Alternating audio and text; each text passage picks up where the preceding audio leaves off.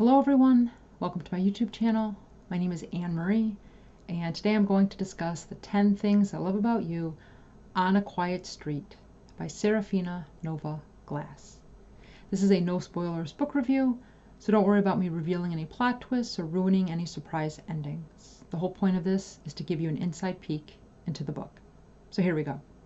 The first thing I love about On a Quiet Street is that it is written from the point of view of 3 different women: Paige, Cora, and Georgia.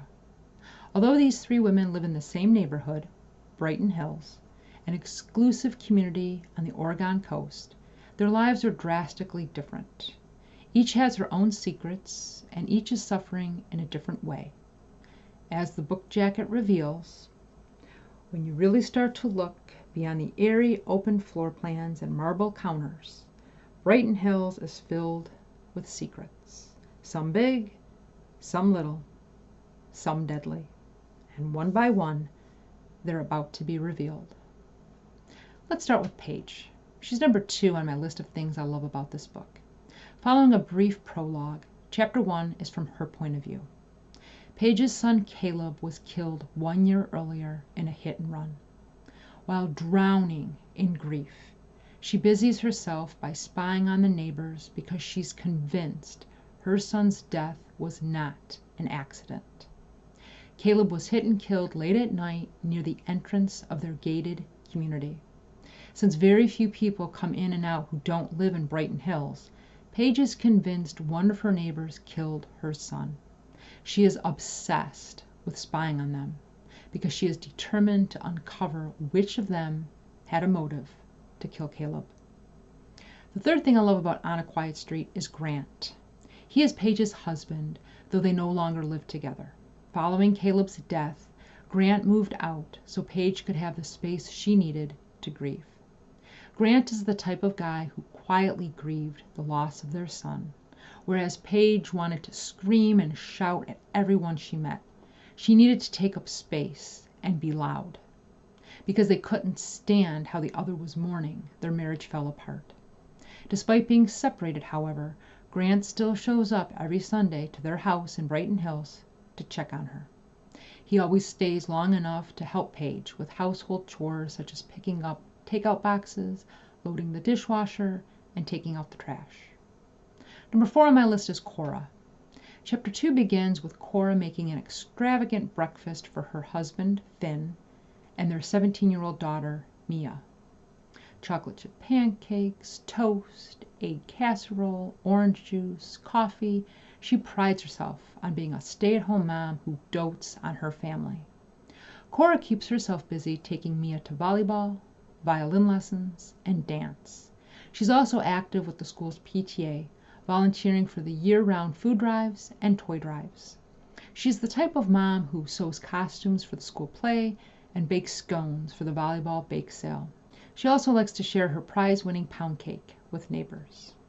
In Chapter 6, Paige reveals that Cora lives for the charity events she hosts, working tirelessly to make them flawless. Cora is warm and friendly, and she's always willing to help out someone in need. She's also very intuitive, but unfortunately, she second-guesses herself.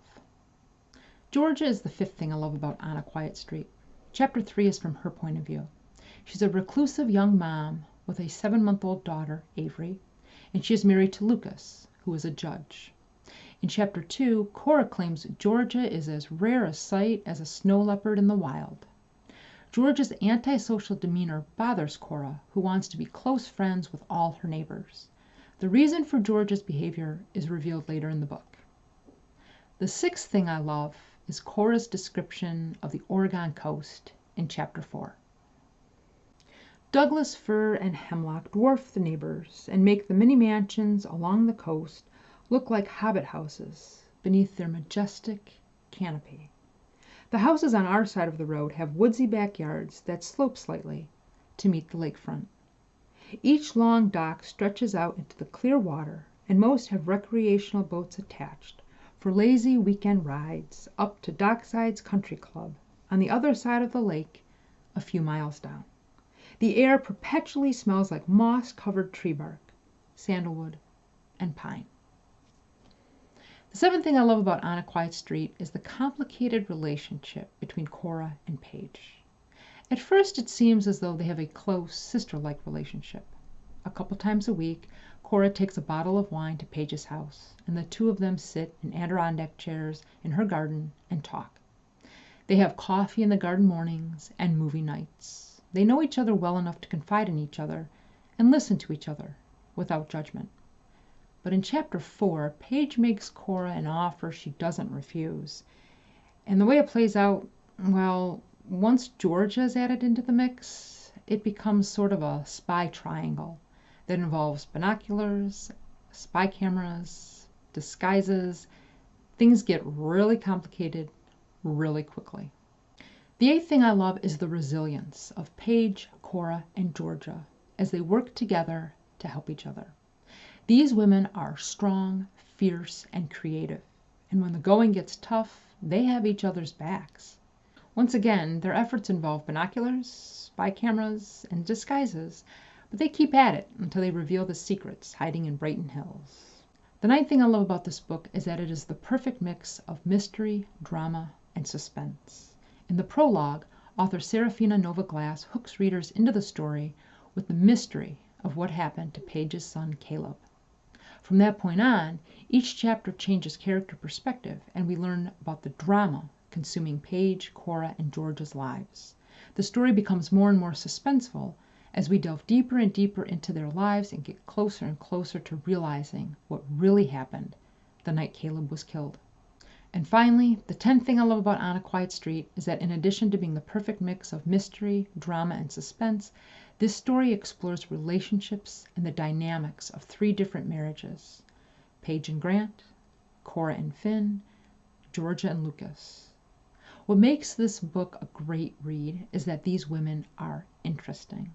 Their life stories and the problems they are currently trying to overcome are what hold the reader's attention and what keep the pages turning. If you've read the book and would like to add to my list of things to love, feel free to do so in the comments. Until next time, take care, be well, and happy reading.